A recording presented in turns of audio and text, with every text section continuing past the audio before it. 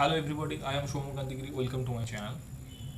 So we are bringing a series of lectures, okay, regarding biopharmaceutics.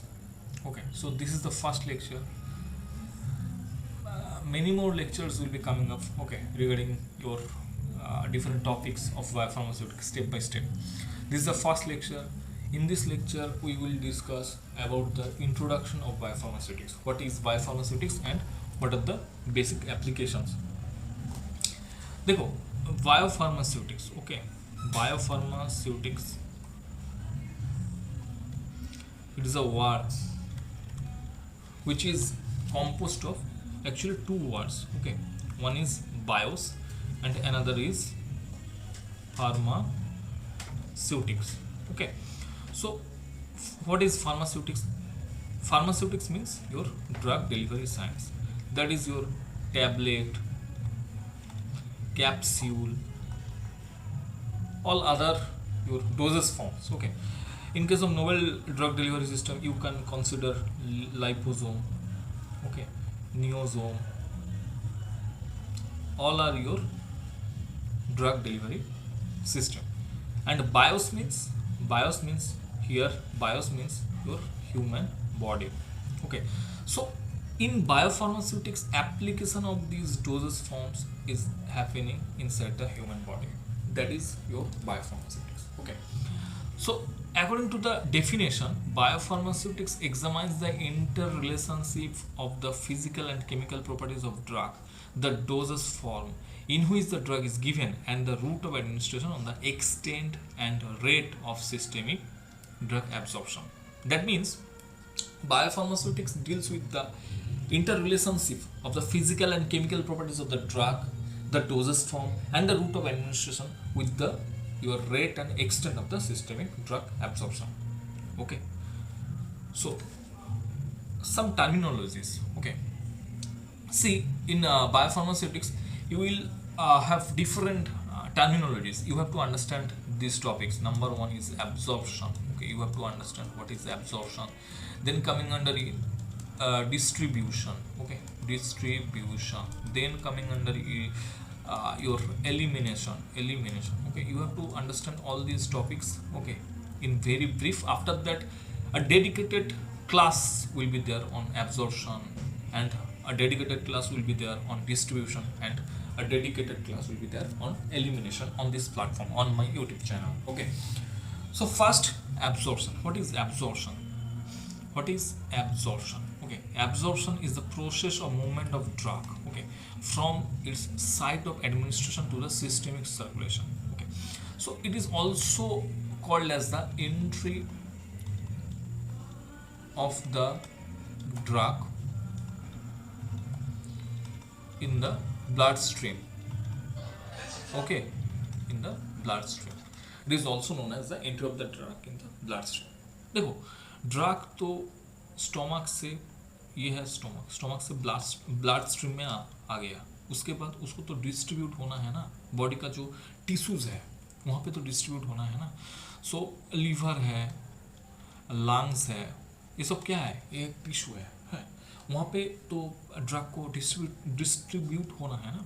तो what is distribution? Distribution is the movement of drug between one compartment and other, okay.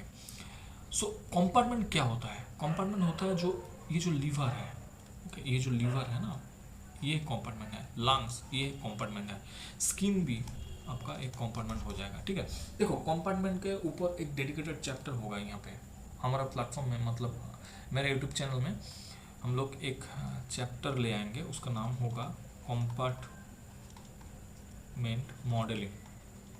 वहाँ पे ये सब चीज़ जो होता है ना, जो what is compartment, what is central compartment, what is your peripheral compartment, ये सब हम बाद में डिस्कस करेंगे, ठीक है.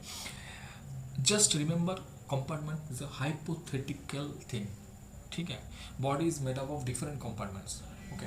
जो लंग्स, जो लीवर, जो ये सब जो चीज़ होता है ना, इनको हम लोग एक कंपार्टमेंट बोलते हैं, ठीक है. So coming to the next topic, elimination. What is elimination? देखो एलिमिनेशन मतलब जो ड्रग बॉडी में आया है, ठीक है, उसके बाद उसको तो एग्जिट होना है ना बॉडी से, सो इस प्रोसेस को हम लोग एलिमिनेशन बोलते हैं, ठीक है। Elimination is defined as a process that tends to remove the drug from the body and terminate its action. देखो ड्रग बॉडी से बाहर चला जाएगा तो क्या होगा, उसका एक्शन टर्मिनेट हो जाएगा, ठीक है। So elimination occurs by two processes, okay. दो प्रोसेस में एलिमिनेशन हो सकता है, one is biotransformation and another is your excretion, okay. देखो बायोट्रांसफॉर्मेशन में क्या होता है, biotransformation is metabolism, okay. Biotransformation is metabolism. वहाँ पे जो ड्रग का जो केमिकल नेचर होता है ना, ड्रग का जो केमिकल नेचर होता है ना, केमिकल जो नेचर होता है ना वो ऑल्टर होता है, ठीक है। केमिकल नेचर ऑल्टर होता है, ठीक है। ये होता है मेटाबॉलिज्म, ठीक है। सो उसके बाद आता है excretion. What is excretion? Excretion is responsible for the exit of the drug, okay. सो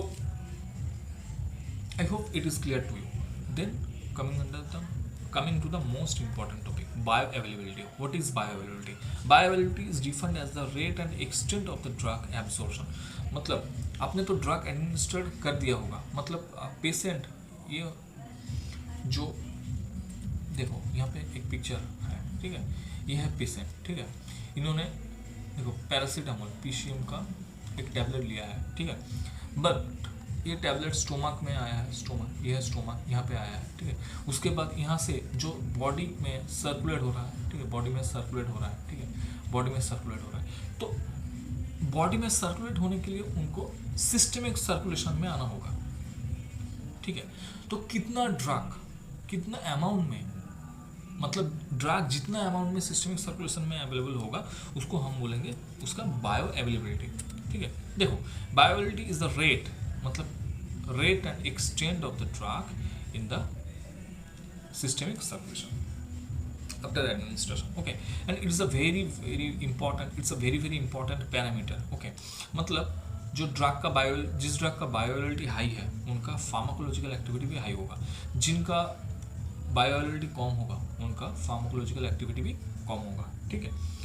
उसके बाद आता है drug disposition. What is drug distribution, what is drug disposition? देखो डिस्पोजिशन जो होता है ना, हम लोग डिस्ट्रीब्यूशन पढ़ा है, एलिमिनेशन भी पढ़ा है, ठीक है। इन दोनों का एक साथ में हम लोग बोलेंगे ड्रग डिस्पोजिशन, ठीक है। उसके बाद आएंगे फार्माकोकिनेटिक। देखो फार्माकोकिनेटिक क्या होता है? फार्माकोकिनेटिक होता है ड्रग बॉडी में आ रहा है, ठीक है। उसके बाद बॉडी जो कुछ कर रहा है उसके साथ, ड्रग के साथ बॉडी जो कुछ कर रहा है उसको हम बोलेंगे योर फार्माकोकिनेटिक्स। मतलब after taking the drug inside the body, the drug goes to different processes. I mean A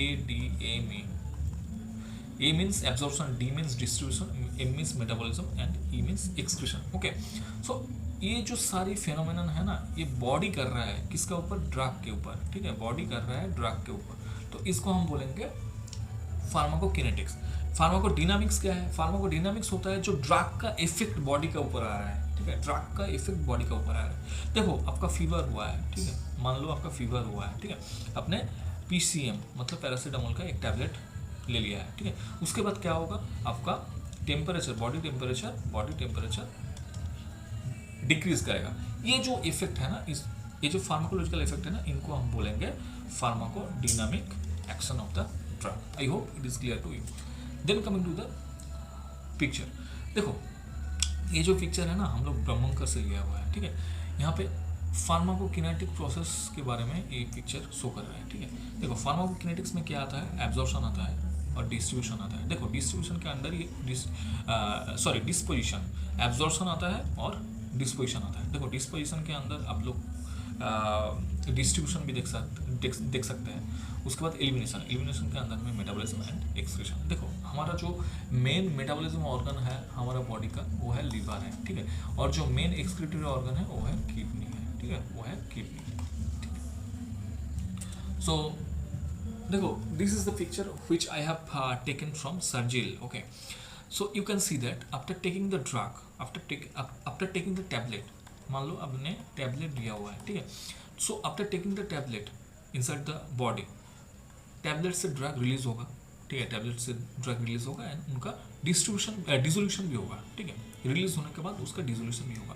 देखो after dissolution the drug is going to be absorbed inside the blood system, okay, inside the system is circulation, okay, उसके बाद क्या होगा, systemic circulation में drug आ गया होगा, ठीक है, उसके बाद ड्रग का एलिमिनेशन हो सकता है, ठीक है, एंड उसके बाद ड्रग डिस्ट्रीब्यूशन भी हो सकता है। मतलब ड्रग एक बार जो रिलीज हो गया है, उनके बाद जो ड्रग एब्जॉर्ब हो गया है, ठीक है, after absorption drug can go to can go to the systemic circulation. Okay, drug goes to the systemic circulation, and after going to the systemic circulation, drug can go to the elimination or distribution, और दोनों एक साथ भी हो सकता है, ठीक है। ड्रग डिस्ट्रीब्यूशन हो गया है ड्रग का, वो टिश्यू में चला जाएगा, ठीक है, उसके बाद उनका फिजियोलॉजिकल जो फार्माकोलॉजिकल जो इफेक्ट होता है वो शो करेगा, ठीक है। So I hope it is clear to you. Then coming to the next slide. देखो ये जो स्लाइड है ना, ये वेरी वेरी इंपॉर्टेंट है, ये वेरी वेरी इंपॉर्टेंट है, ठीक है। देखो biopharmaceutics is nothing but building up your conception. देखो कॉन्सेप्शन क्लियर होना बहुत जरूरी है बायोफार्मास्यूटिक्स में, ठीक है।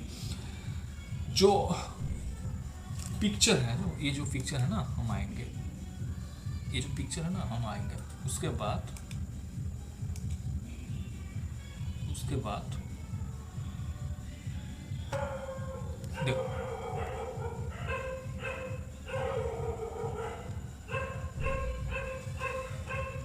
देखो इट इज योर टाइम। यहाँ पे क्या होगा, concentration of the drug in plasma, ठीक है। मान लो आपने ड्रग लिया है, एक टैबलेट लिया है, ठीक है। So after taking the tablet, at the very beginning the concentration of the drug will be 0 inside your body, ठीक है। उसके बाद उनका कॉन्सेंट्रेशन स्लोली इंक्रीज होगा एंड मैक्सिमम पे चला जाएगा आफ्टर सम टाइम। उसके बाद उनका कॉन्सेंट्रेशन आपका बॉडी में डिक्रीज हो जाएगा, ओके। एंड इसी तरह से ये जो ग्राफ है वो शो करेगा। देखो यहाँ पे एक चीज़ है,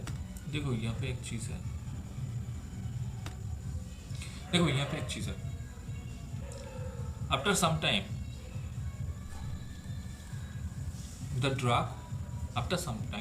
the drug concentration inside the body will cross a certain concentration, जिसको हम बोलेंगे मिनिमम इफेक्टिव कॉन्सेंट्रेशन, ओके। जो drug after overcoming the minimum effective concentration, मतलब ड्रग का कॉन्सेंट्रेशन मिनिमम इफेक्टिव कॉन्सेंट्रेशन से ऊपर होगा तो उनका इफेक्ट शो करेगा, ठीक है। उसके बाद जो मतलब उसके अंदर, उसके बिलो, मिनिमम इफेक्टिव कॉन्सेंट्रेशन से बिलो उनका कॉन्सेंट्रेशन रहेगा बॉडी में, तो उनका कोई इफेक्ट नहीं होगा, ठीक है। और उनका जो मैक्सिमम कॉन्सेंट्रेशन है उनको हम बोलेंगे सी मैक्स। और जिन टाइम में, मतलब मान लो कि 2 आवर में उनका मैक्सिमम कॉन्सेंट्रेशन उस ड्रग का अचीव हो गया है बॉडी में, तो उनको हम बोलेंगे टी मैक्स, ठीक है। देखो यहाँ पे और एक कॉन्सेप्ट है, यहाँ पे मान लो और एक कॉन्सेंट्रेशन है जिनको हम बोलेंगे मैक्सिमम सेफ कॉन्सेंट्रेशन। मतलब आफ्टर टेकिंग द ड्रग, मान लो ओवरडोज हो गया है, ठीक है, तो उस ड्रग का कॉन्सेंट्रेशन ज़्यादा हो जाएगा बॉडी में, तो उस टाइम में जो उसका कॉन्सेंट्रेशन होगा वो मैक्सिमम इफेक्टिव कॉन्सेंट्रेशन से ऊपर चला जाएगा, मतलब यहाँ पे आ जाएगा। तो यहाँ पे क्या होगा, उनका टॉक्सिक इफेक्ट शो करेगा, ठीक है। सो ये जो रेंज है ना, maximum effective concentration and minimum effective concentration, maximum safe concentration and minimum effective concentration, इसके अंदर में ड्रग का कॉन्सेंट्रेशन बॉडी में रहना चाहिए, ठीक है। ये जो पॉइंट है ना आपको समझना होगा। देखो ये जो पिक्चर है, यहाँ पे ये सब सारी चीज़ लिखा हुआ है, ठीक है। देखो ये है maximum minimum effective concentration, okay. Minimum effective concentration में क्या होता है, इसके ऊपर जो कॉन्सेंट्रेशन रहेगा ड्रग का बॉडी में, तो उनका इफेक्ट शो करेगा। और ये है आपका मैक्सिमम सेफ कॉन्सेंट्रेशन, इसको हम बोलते हैं MSC, ओके। और जो रीजन होता है ना मैक्सिमम सेफ कॉन्सेंट्रेशन और मिनिमम इफेक्टिव कॉन्सेंट्रेशन के अंदर जो रीजन होता है उसको हम बोलेंगे थेराप्यूटिक रीजन, ओके। और बिलो मिनिमम इफेक्टिव कॉन्सेंट्रेशन जो रीजन होता है उनको हम बोलेंगे sub therapeutic level. So this is the end of our video.